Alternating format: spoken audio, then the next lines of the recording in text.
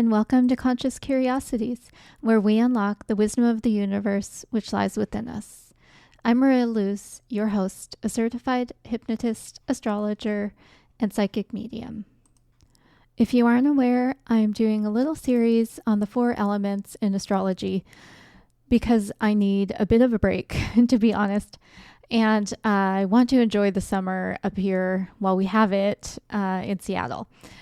So if you haven't listened to the first of the series, that would be the one on, what did I do first? Fire. You may want to stop and go back because I gave just a brief introduction to the concept of the elements in astrology in that episode. Today's episode is entitled The Elements, Part 3, Earth. I have to tell you that looking at each element is kind of like looking at each eyebrow in a focused way. They start to look really weird when you do that. One example is just, I was thinking, I can't be the only one who forgets that Earth is a planet as well as an element. And if there's someone doing astrology from Mars, then when Earth has transits, it has an energy just like we feel a certain energy when Mars transits our planet. But rather than get into non-Earth-based astrological practices, we'll just stick to the element that we call Earth. This is the element of the first chakra, or the root chakra. And if you look at an illustration of the nerves imposed on this chakra, it reaches from the tailbone or the coccyx down the legs and the feet. And it is what grounds us. It's the only element of the 4 that we can use to build a foundation on. It could also be thought of as the most limited because it is the structure and is not quickly changeable like the others. For that reason, I think its predictability and reliability make it very comforting. And I was thinking of people literally kissing the earth after a frightening experience on a ship or an airplane. And if you haven't tried standing on the grass barefoot lately, please try it. You will have an immediate sense of comfort. And as I'm saying this, I'm imagining that image of the nerves that are going down all the way through your feet, connecting you really into the earth. And one of my herbalist teachers says that he was taught that if you're stuck in anxiety, or if something is stuck in you, meaning you're constipated, go stand on the grass for a while and you will get unstuck from both. And maybe we could think of the earth signs as a construction company. And I could see Taurus digging the foundation, Virgo in charge of quality control of the building materials, and Capricorn in charge of the finances. And I'll start with Taurus. And I can't help but think of Ferdinand the Bull from The Story of Ferdinand, that book that was written maybe in the 1930s. But maybe because my dad was a Taurus and we both loved that story. And honestly, my dad was a bit like Ferdinand. I mean, he kind of resembled him. He was super broad chested. And he was quiet. And when he wasn't reading books, like one after another, like Pez or something, because he was like a voracious reader in addition to being a lawyer by day. So when he wasn't doing those things, he liked to be out in the yard, just like Ferdinand, except he would be clipping the grass slowly and methodically. And Taurus does love nature and doesn't like anything too rushed or too busy. It's extremely sensual, often capable of using all of the senses to perceive a person or a situation, as opposed to only using the eyes like many of us do. And Taurus energy uses heightened sensual perception to enjoy fine foods and the feel of fabrics like silk, or flowers, the beautiful colors and scents, the shapes, as well as music with the sounds, the different tones and things, as well as snuggly animals. And we remember that it's ruled by Venus, so it will seek beauty in all of those different things. And it not only enjoys all of these things in a sensual way, it values the resources which are needed to secure them, both to, I guess, acquire and secure and maintain them.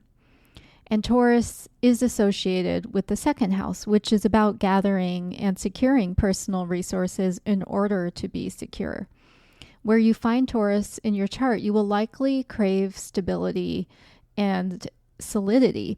And it can also be a nudge to be especially rooted in your body to best use your senses, as well as to keep things simple in that part of life in order to live with this feeling of ease, with a natural feeling. And next is Virgo, which is a much maligned sign of the zodiac, I have to say.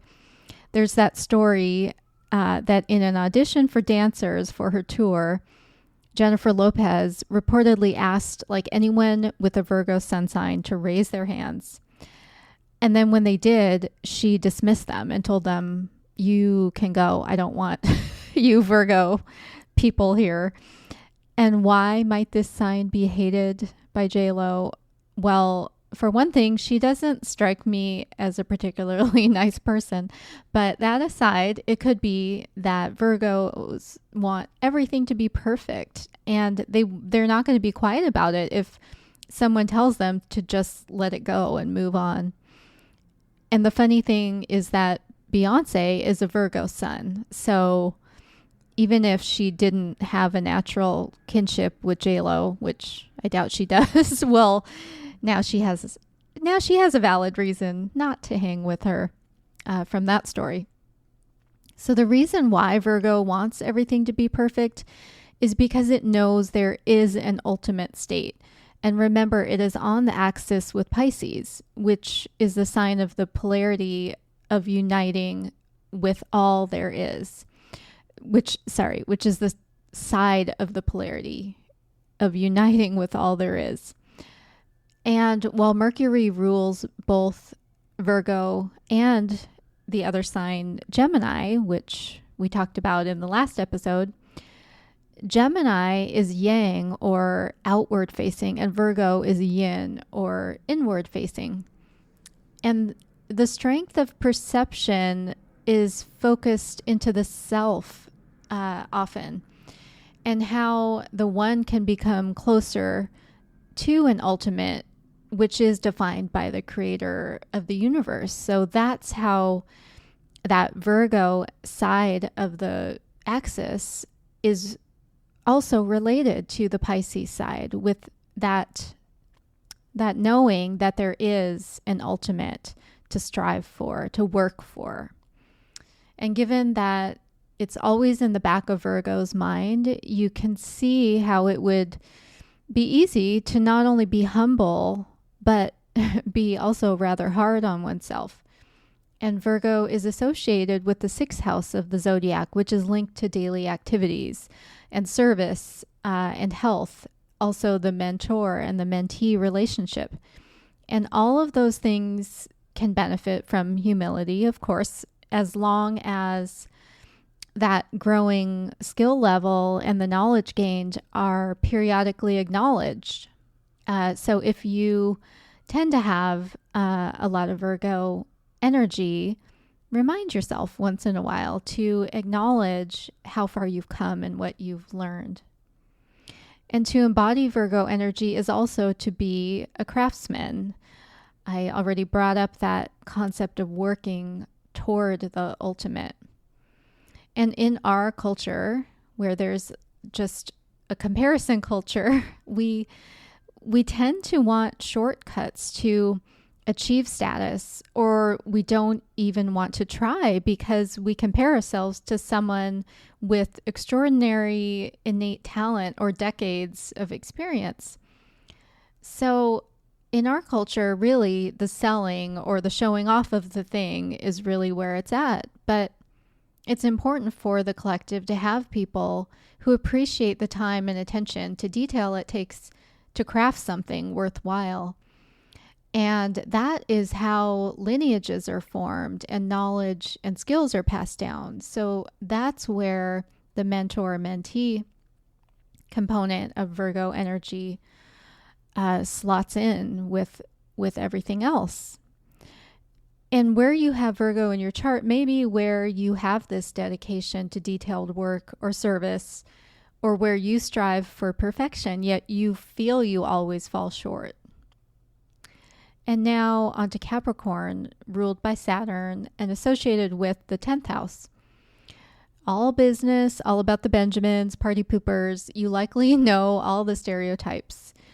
The kernel of truth in all of that is that Capricorn is associated with the passing of time, with boundaries, and with ambition. And I will say that one of my best friends is a double Cappy. So Capricorn Sun and Capricorn Rising. And she has the biggest, most generous heart and spiritual mind. And as someone with the Sun conjunct Mars in the 10th house, I have a lot of that 10th house energy as well. And we had an automatic understanding of each other.